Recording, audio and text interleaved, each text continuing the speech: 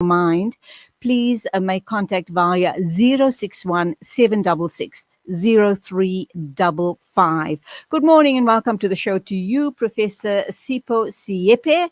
Nice to have you on, and we are going to be talking about another contentious issue this morning, and that really is about South African politics. Yes. Right, and it's all about the ANC and Ace Magashule.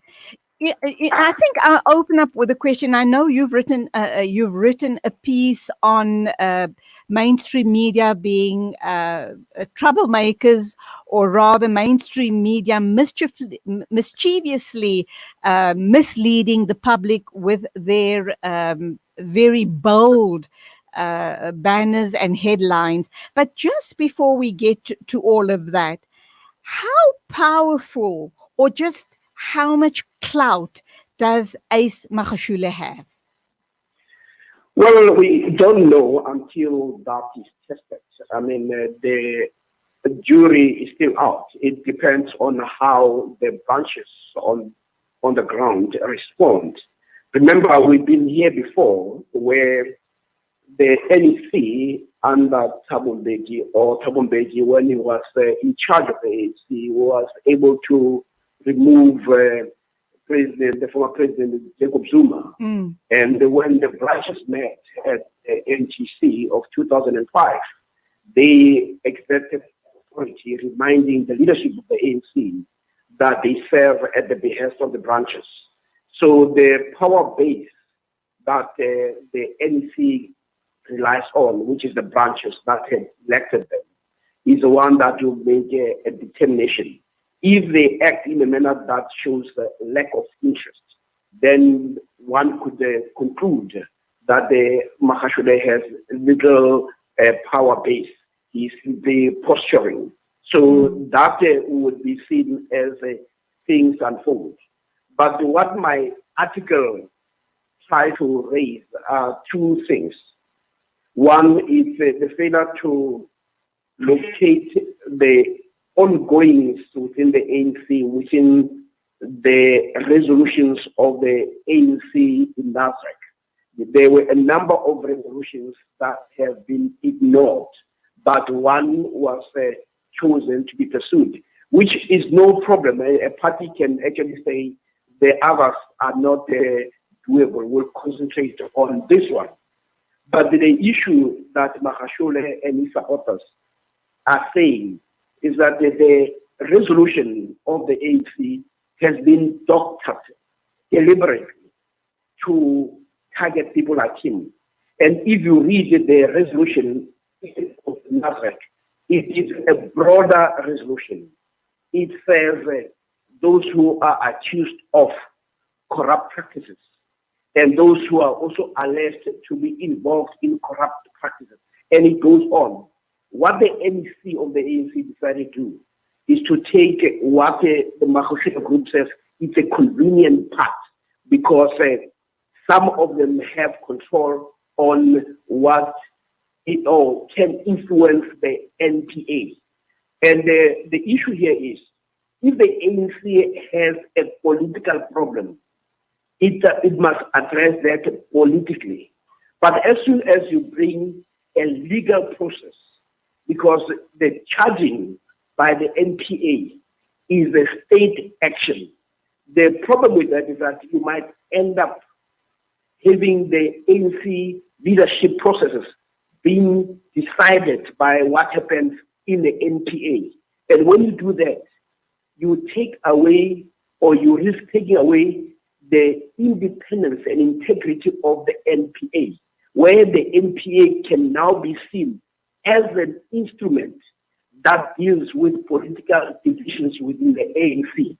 That is the issue that is highlighted, that the NPA must be seen to be independent. It cannot be right that you find it being drawn into the ANC's processes. And I think the ANC has actually done that, which itself is not correct. And in doing so, the very same ANC has been dishonest with its own resolution, because that resolution Clause 6 of the resolution says every action that is taken by the ANC must be in line with the constitution of this country, which Okay. presumes All right. that So, people are innocent. all right. Yes. So, Professor, what you are saying then is there's a couple of issues that jump out at me here. You suggesting then that the fight is not about corruption, but the very soul of the ANC, number one. Number two, are you also then saying that the ANC wants to take Ace Magashule to the NPA to be further investigated? Because if they do, then you are correct in the fact that the ANC is setting a very dangerous precedent, which can turn back onto the ANC as a whole. Can you respond to those two statements? Yeah, I mean, here's the point that we must not shy away. We have the so-called CR17 F5, which we are now told that we should not have access to. And in those files, names are mentioned, including names of people in the NPA. If we have nothing to hide, let's make. Professor, can you turn around, walk around, change your position so that we can hear you? We just seem to have lost you now. Professor? Okay, we seem to have lost the professor at the crux of a very important conversation regarding the ANC corruption and Ace Magashule. And let us see if we can get him back online. We'll take a short ad break. And please keep your comments and messages rolling in on 061 766 0355. This is News and Views with me, Julie Alli, right here on Salam Media.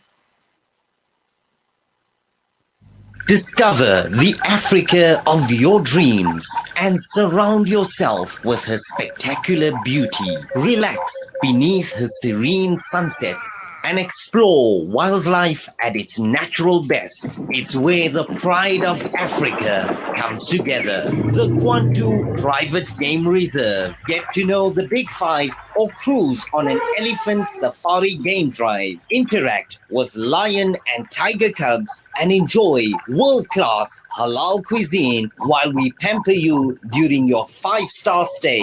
Indulge in the true African experience. For reservations, call now on 042-203-1400 or visit kwantu.co.za. The Kwantu Private Game Reserve, the place of gathering.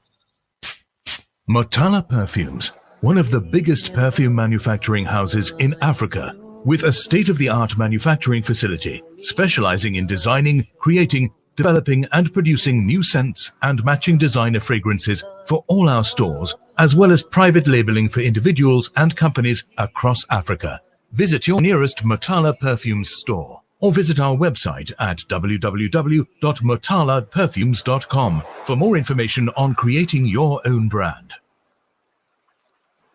A strip of land with over 2 million people blockaded for 13 years. Healthcare is on its knees, food is scarce, and water is inadequate. COVID has wreaked havoc in the lives of the people of Gaza. 53% of the population live below the poverty line. 80% of Gaza relies on external aid to survive, and 20,000 children are now orphans. The future is bleak. Please, don't forget Gaza. Donate now to Islamic Relief. Listen to something fresh. Listen to Salam Media. 7 exactly. We have Professor Seepe back online, and you want to carry on where you've left off. I think the question was... I was saying... Yes. Carry on. The point is we need to be also honest that as we enter into these debates, there's information that is important that we are told not to have. And what is interesting is that you've had organizations like the Right to Know, which have been very vigorous in making sure that nothing is hidden from the public. We've had the foundations in this country that always jump up whenever the name Zuma is mentioned. Right. But on this matter of the right to know, suddenly they become silent. And the question is, what happened to the right to know? Why is it okay that suggestions can be made that we have an election that has been bought, that we have judges who could have benefited? You have suggestions that the NPA also, some individuals there's been transactions. And this information is publicly available, but because the court had said we must not, it is sealed. People do not know whether that which is publicly available is that which the court has sealed. So if we're going to move forward and deal with corruption, we must deal with it wherever we see it. There's an example of somebody like Vincent Smith, who has been charged.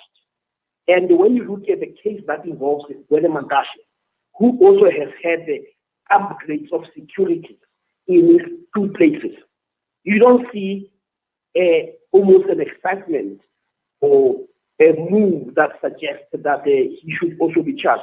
So these are things that people consider to be selective, that depending on which section of the ANC you belong, you will be charged.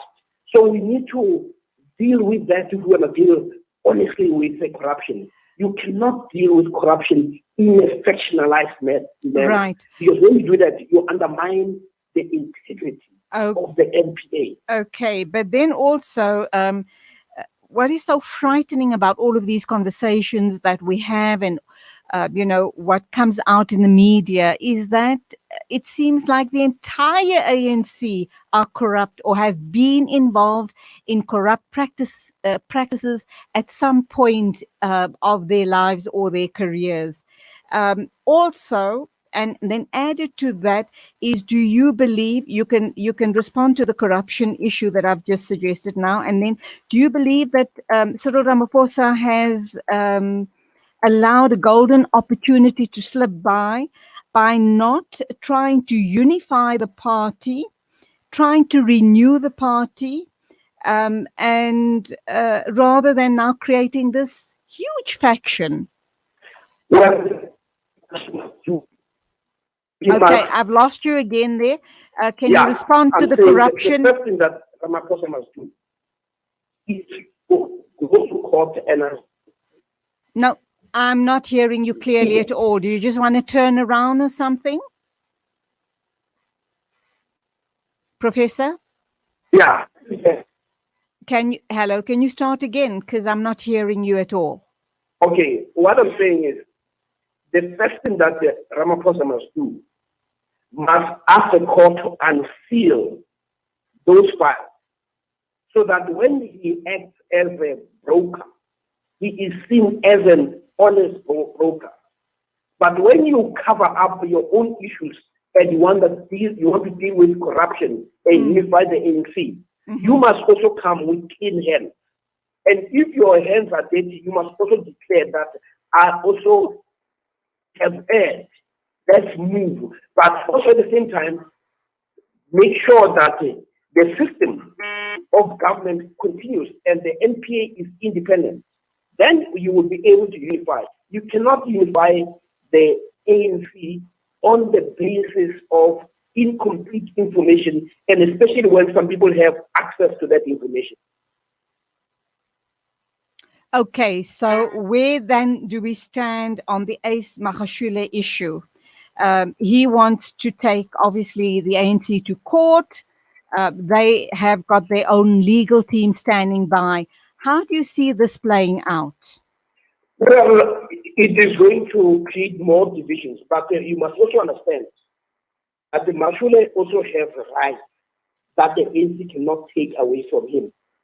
The ANC chose the option of a legal route when they used the NPA charging Magashule as a point of entry in dealing with Magashule politically. So Magashule is correct to use that platform, that route that the ANC itself has started. So the ANC cannot say to him, you should not have gone to court, while they have chosen to use something that is in the court to deal with him politically. So if they want to solve political issues, let them not use the NPA to do so. They must have the courage to remove all those people who are corrupt without abusing the state institutions. We have had in the past where state institutions were abused, and this current ANC leadership should have learned from that and move away from that. But what they've actually done, they've decided to drag the ANC into the court process. That's why Mahashule is responding in kind. Okay, just finally, a short answer. Ace Mahashule is not going to go quietly. I'm more than certain he's going to take a lot of other people and a lot of other politicians down with him. He's going to reveal the dirt on lots of people, is he not? Well, I think we should be happy that the rod gets exposed. Remember, when the Zondo Commission started, it was centered around Zuma and the Guptas. What has come out is that even the president is implicated. Right. The testimony of Molise points out to him to say he may not have acted in line with PFMA. So once you go into this process, you never know who. But what is good for society is that we come to know the truth about the ANC. Like you say, there'll be many of implicated, and we should not have a problem with that. We should be welcoming that. Maybe the ANC can kill itself that way. Well, all I can say is that lots of commissions on the horizon, because this is not going to go away quietly. Professor Seepe, thank you indeed for being with us, and undoubtedly we will be in contact with you in the near future. It is exactly 9:45 a.m., time for an ad break, and when we get back, we'll be talking with General Alfred Moore.